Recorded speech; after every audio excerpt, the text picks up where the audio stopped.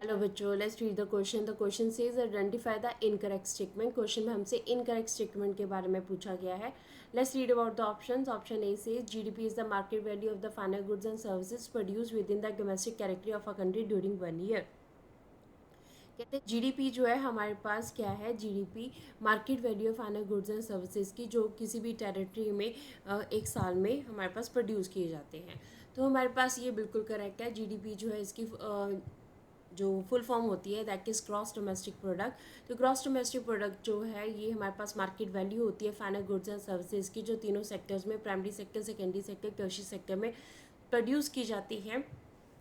तो इसको एक साल में जो भी प्रोड्यूस होती हैं ये इंटरमीडिएट गुड्स को भी हमारे पास जीडीपी जो है इसकी फाइनल गुड्स, हमारे पास इंटरमीडिएट गुड्स को भी अपने का डाटा भी एड ऑन होता है इसमें। सो जीडीपी हमारे पास मार्केट वैल्यू है फाइनल गुड्स एंड सर्विसेज की। तो सेंटेंस हमारे पास जो है ये बिल्कुल स्टेटमेंट जो है बिल्कुल राइट है।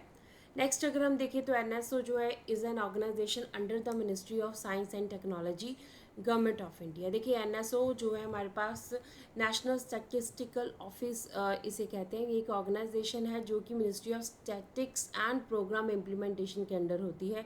ये साइंस टेक्नोलॉजी के अंडर नहीं होती है, तो this is incorrect.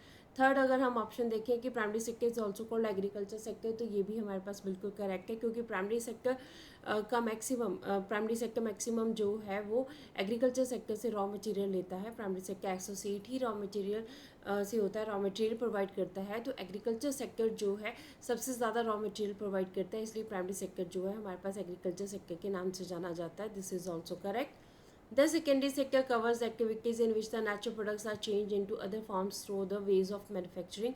Secondary sector में क्या होता है, ऐसी एक्टिविटीज़ को कवर किया जाता है जहाँ पे नेचुरल प्रोडक्ट्स को चेंज किया जाता है अदर फॉर्म्स में मैन्युफैक्चरिंग प्रोसेस के द्वारा। तो ये भी हमारे पास बिल्कुल सही है। सेक्टर्स ऑफ इकोनॉमी का जो सेकंड सेक्टर है दैट इज सेकेंडरी सेक्टर, इसे मैन्युफैक्चरिंग सेक्टर या इंडस्ट्रियल सेक्टर भी कहा जाता है। क्यों? क्योंकि यहाँ पे रॉ मटेरियल को लेकर प्राइमरी सेक्टर से सेकेंडरी सेक्टर में नई चीज़ें बनाई जाती हैं जो कि कंज्यूमर गुड्स बनती हैं या कैपिटल गुड्स बनती हैं। सो हमारे पास क्वेश्चन पूछा गया था इनकरेक्ट स्टेटमेंट। तो इनकरेक्ट स्टेटमेंट हमारे पास कौन सी है? एनएसओ। ऑप्शन बी कि NSO is an organization under the ministry of science and technology government of India. So this is incorrect statement because NSO जो है this is under the ministry of statics and programme implementation.